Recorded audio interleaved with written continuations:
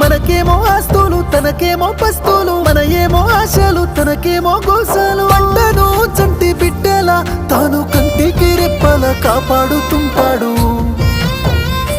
అయినా రైతన్నకే నాడు ఉండదు కంటి నిండా కునుకు, రైతన్నకే పూట దొరకదు కడుపు నిండా మెతుకు. అయ్యో రైతన్నకే నాడు ఉండదు కంటి నిండా కునుకు, రైతన్నకే పూట దొరకదు కడుపు నిండా మెతుకు.